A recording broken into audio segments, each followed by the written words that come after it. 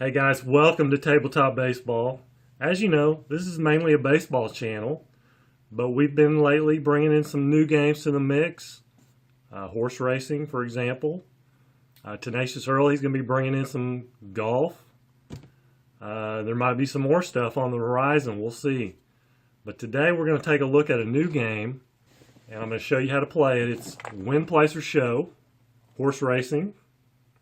This will be the third horse racing game we've brought to the fold here.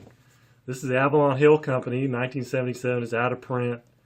You can find it on eBay, 20 bucks roughly. If you're persistent enough to look, you can usually find it for about 20 bucks. So I'm going to go ahead and get this game set up. We'll come back. I'll show you how it plays.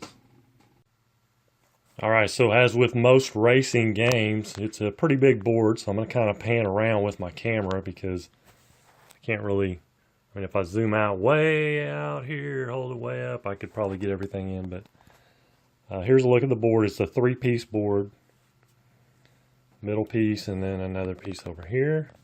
You've got a little bet payout table here, and then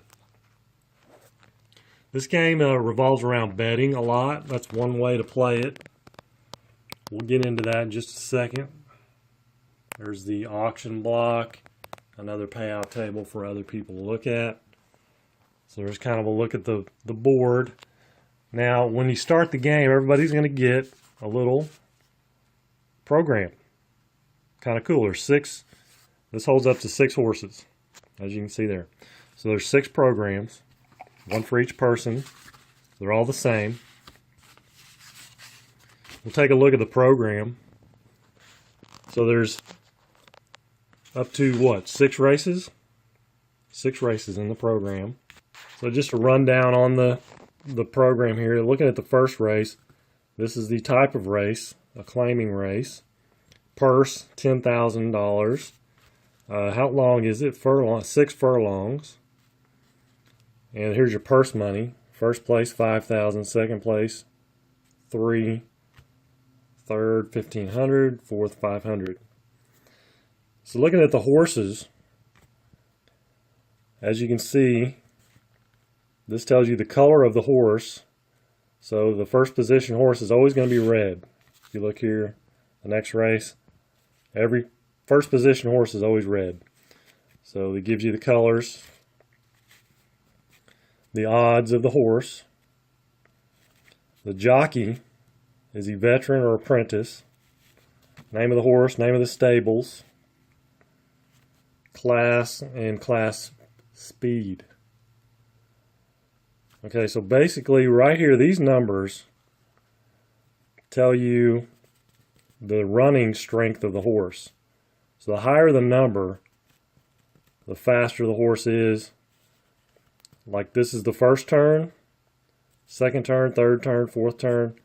So as you can see, he starts out pretty quick, but then fades at the end. This horse starts out, kind of medium, but then picks up and hangs on pretty good. Pretty good speed there, consistently. This horse again starts out strong, stays up there, but then fades, or can fade. Now, this isn't necessarily how they're going to run, but it gives you a good indication. Pretty consistent horse here, Lucky Old Sun. This one starts out strong, kind of fades a little bit, and then has a kick at the end. This one starts out a little slower, but then has a strong kick.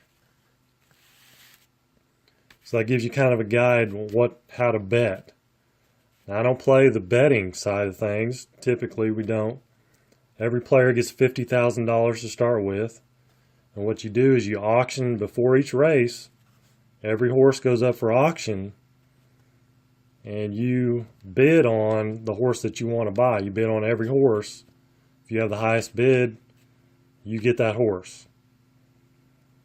And then you're out of the running for the next horses. If there's any horses left to bid on. There's your auction block up here. Okay, so you'll line them up on the auction block, and then Everybody will write down their bids in secret. You'll reveal them at the same time. And see who gets what horse. Now, one of the problems I find with that, when it says it addresses that in the rules, let's say you don't bid on or you don't bet on your horse that you own. Because after you've gotten your horses, then you place bets. And you don't have to bet on your horse. You could bet on somebody else's horse. Well, that can cause a problem because obviously you're going to want the other horse to win. Even though you can get purse money for winning, you may get more money for having that horse win. And maybe you want your horse to finish second. Maybe you bet on your horse to finish to show or something. And so it doesn't really matter to you as long as they get first, second, or third, but you want that other horse to win because you went all out on that horse. So you're going to kind of, you may not play it to the, the best of your abilities. You may go the long way, or you may not take as many spaces as you can, etc. So there is a betting steward that is assigned before the game starts. And anytime somebody disagrees with something, the betting steward can take note. At the end of the race, the betting steward can review the notes and make a ruling. Okay, so let's look at the horses and how they move. You have these two dice, two D6s, a white and a yellow. You roll them up. Okay, so it's a 2 and a 6. The white die tells you which horse moves first. So it'll be the number 2 horse will move first.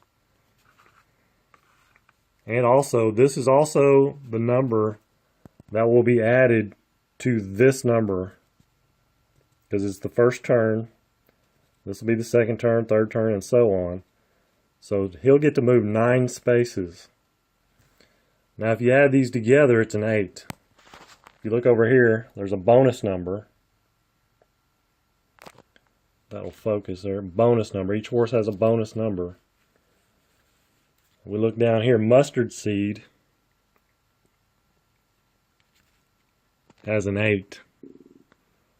So mustard seed gets the bonus number, and the bonus number is 3 spaces.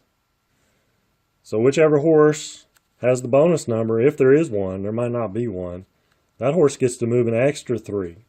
So mustard seed could move 10 plus 2, 12, 15 spaces mustard seed could move because he has the bonus number. So Rotunda is going to move first. You can move 9. Then you'll move down to here to hold on. Harry's next. 3, 4, 5, 6, then back to 1. So if it started here with number 4, if this was a 4, or if that was a 4, you would start here and then go 5, 6, 1, 2, 3. So if that was a 4, bonus number would be 10. There is no horse with a bonus number, so no horse gets the extra 3. But every horse gets an extra 4 added to their running speed.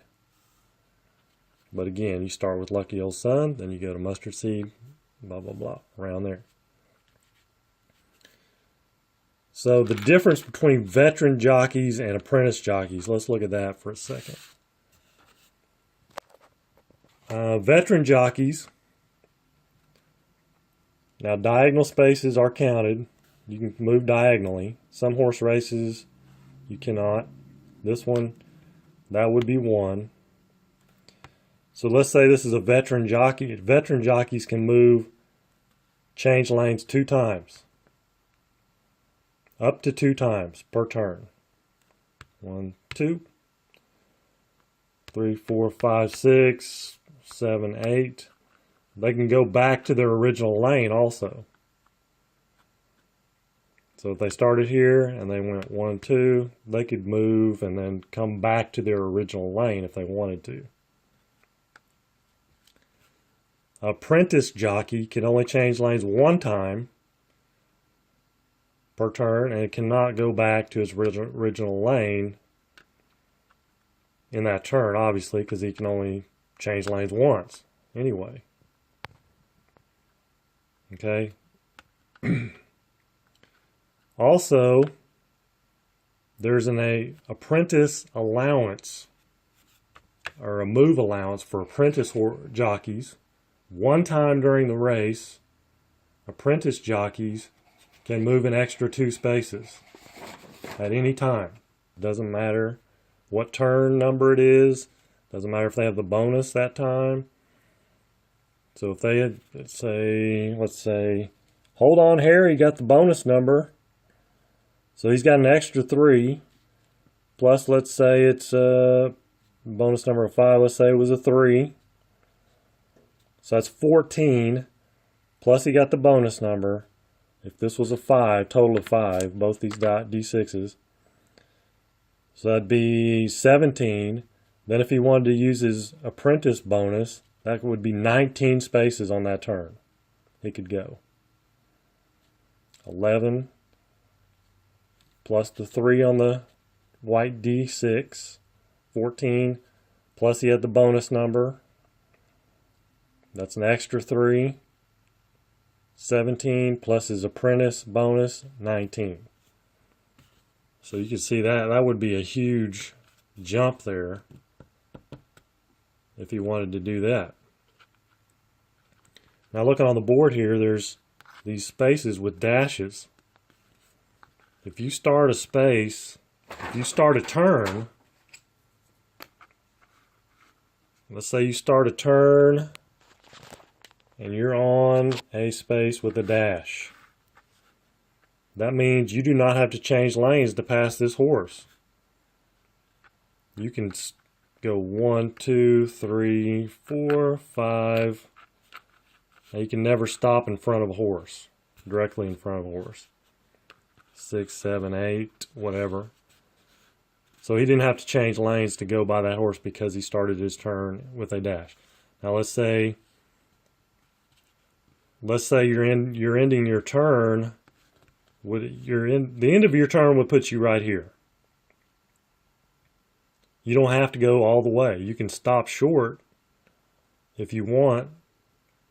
Let's say there's a horse in front of you here and another horse here or here, and you can't change lanes for whatever reason. Well, let's say he's here, because you can't get right behind a horse. I mean, you can't get in that space. There's not enough room. Let's say your turn would end you here. There's a horse here. For whatever reason, you could stop here. You can stop short. Now, you don't get to carry over any points, but you can stop here. And again, remember, it's not whoever's in first place that goes first. The order of who goes first is determined by the dice roll. So if you're horse number 3, and you're right here, on the next turn, you roll a 3. Let's say on the next turn you roll a 3. You're horse number 3. You would go first, and you could skinny pass this horse right here. I'll pull out another horse here. You stopped here. You stopped short. Decided, you know what? I'm taking a chance. I may get to move before the blue horse, and I can go right around him like that without changing lanes. Then you could still, if you were up here, you wanted to change lanes for whatever reason, you could still do that.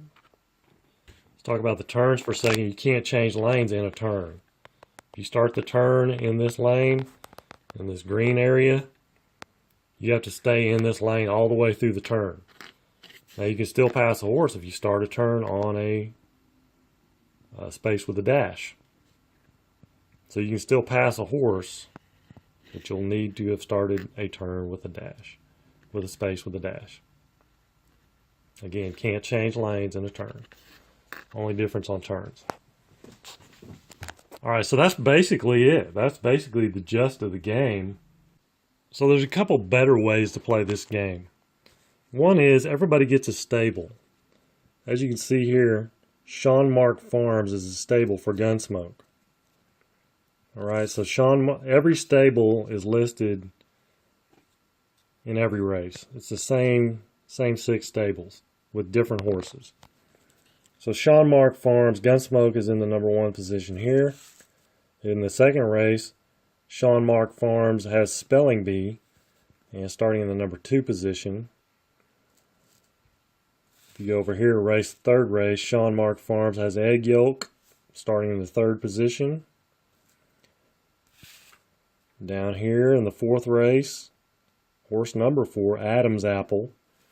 So as you can see, they kind of change. They don't necessarily go like that. That's the way Sean Mark Farms is going. But let's see, Red River Farm Stable, Hold On Harry, is in the 3 spot here.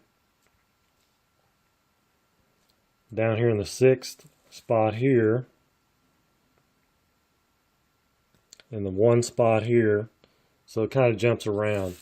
It kind of evens things out all the way through. And you just play for the purse money. You have your horse.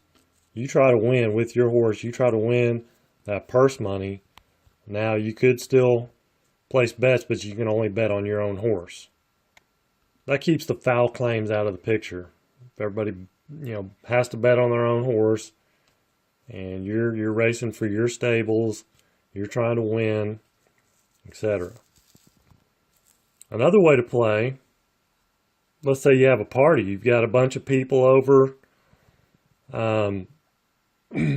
everybody can get a program or share programs and look at them, place your bets, keep them face down in front of you, which is the way you would do bets anyway. Everybody place your bets, keep your bets down in front of you. You have one person in charge of moving the horses.